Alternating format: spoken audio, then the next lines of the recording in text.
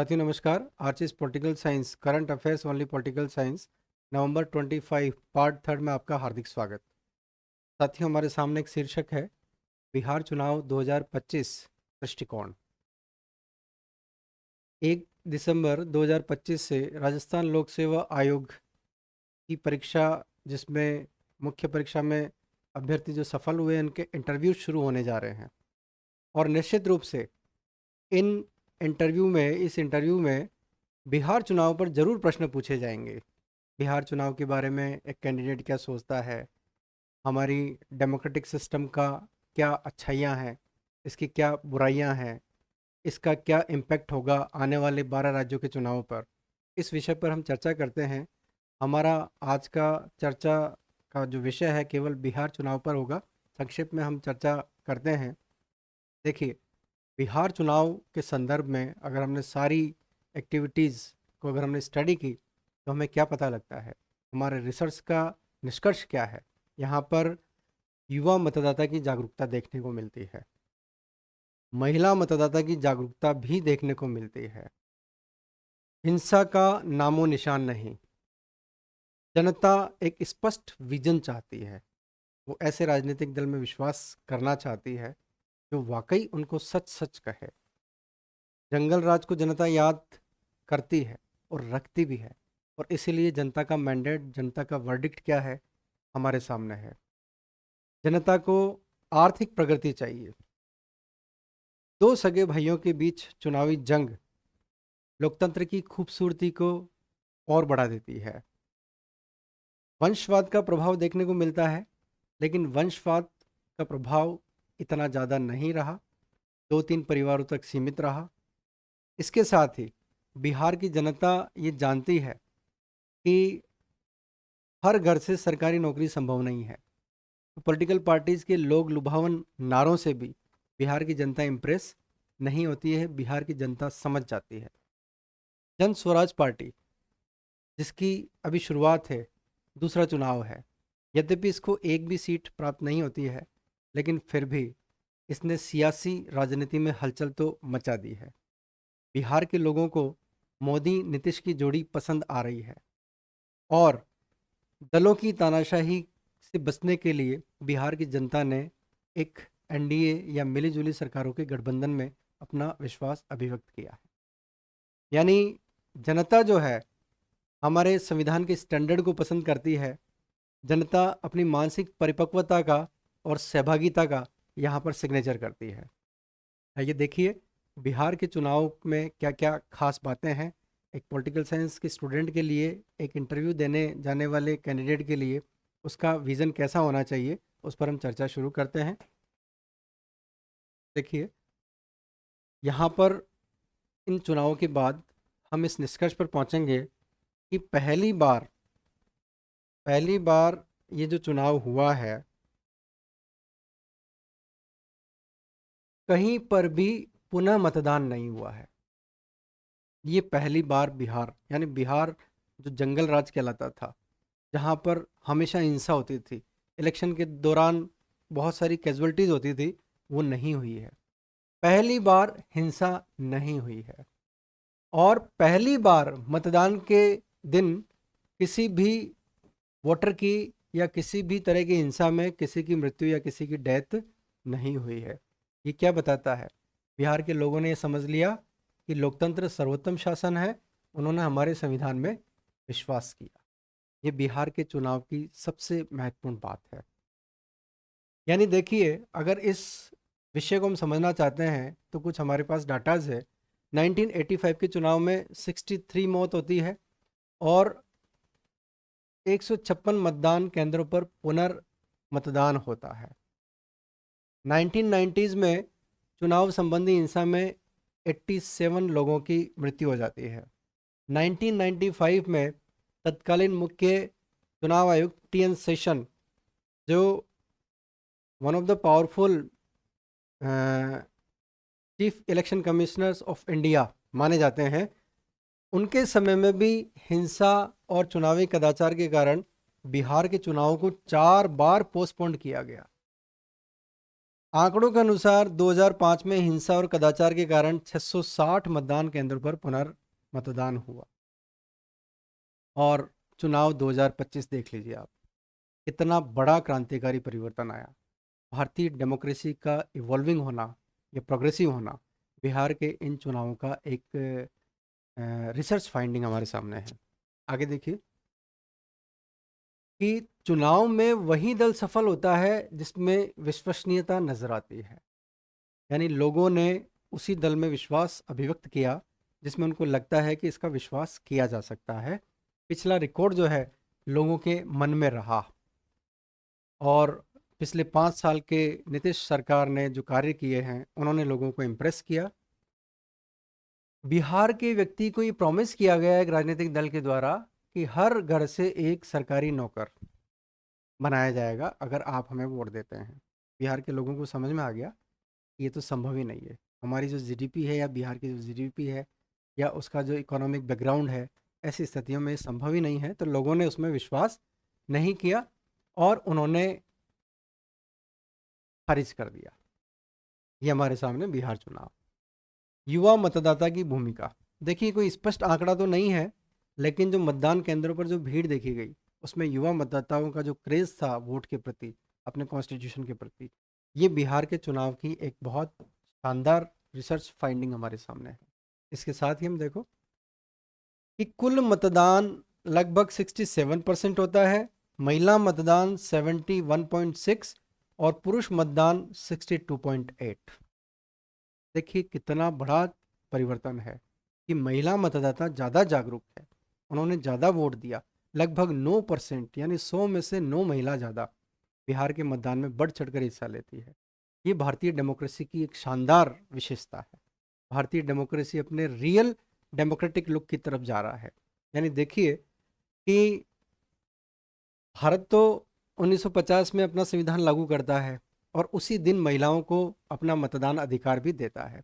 लेकिन विश्व में जो पुराने संविधान लागू जिन्होंने किया है 200-250 वर्षों से या वर्षों से, जहाँ पर डेमोक्रेसी की बहार है, वहाँ पर डेमोक्रेसी है, लोकतंत्र है, उन देशों ने भी अपने संविधान के लागू होने के सैकड़ों वर्षों बाद महिलाओं को मतदान का अधिकार दिया।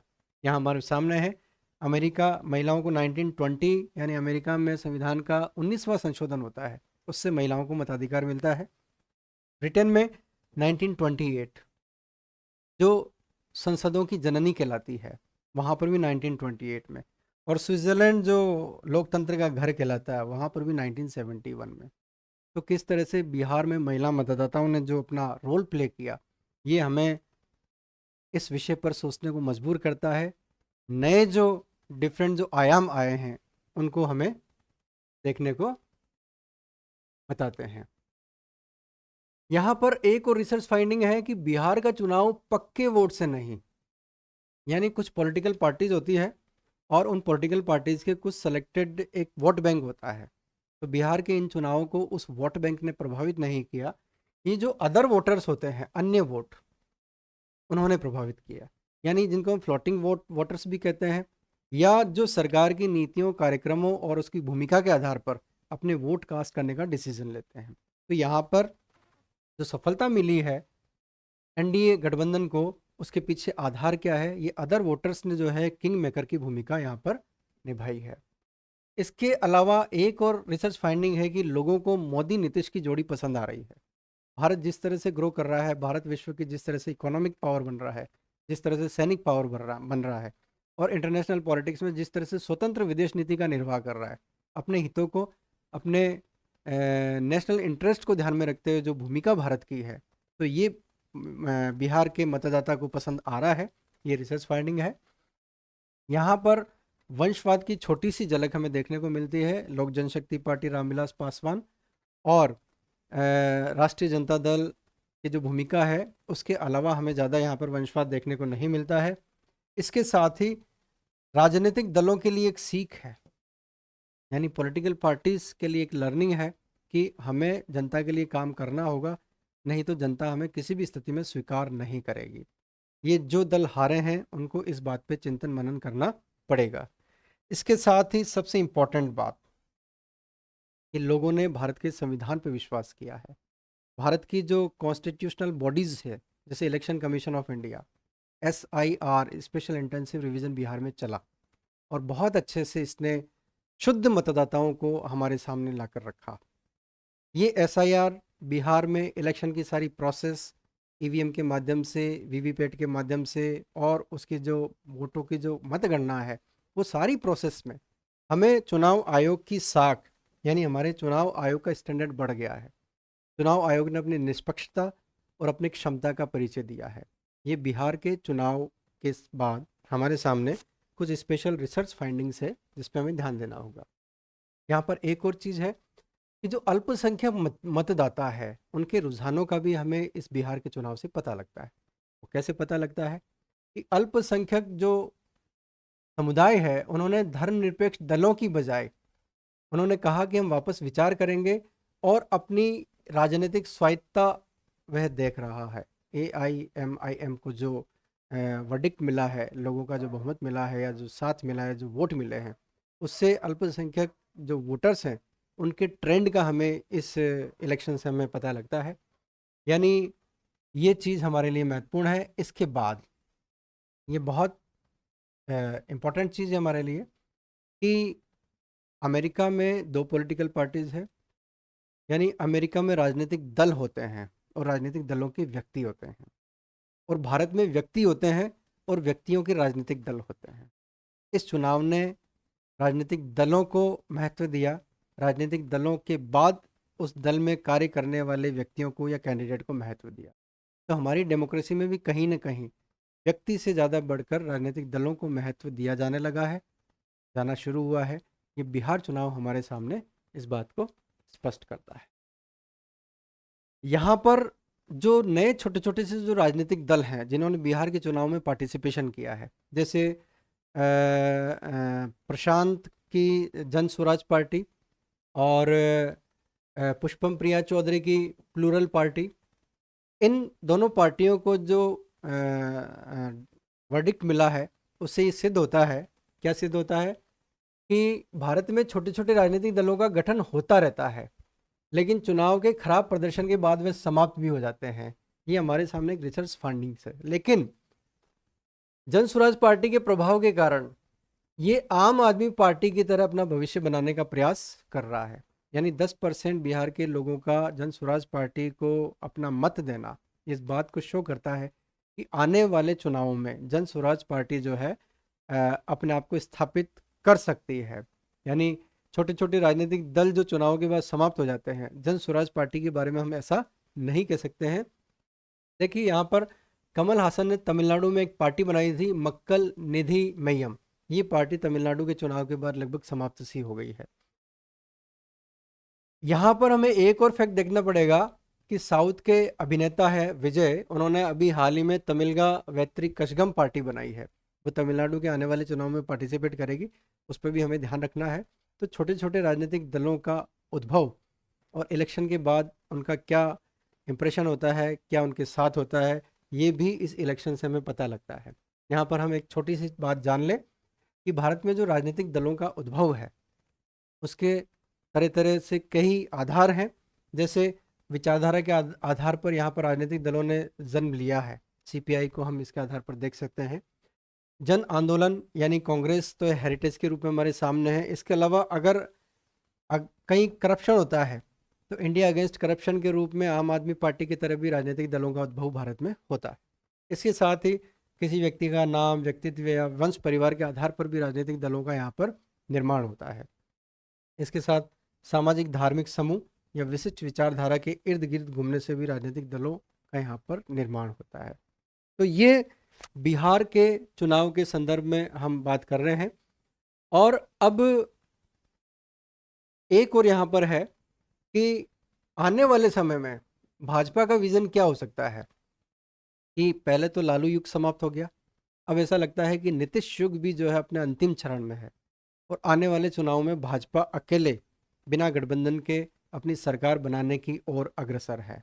ऐसी भी संभावनाएं बिहार चुनाव के रिजल्ट से हमें पता लगती है।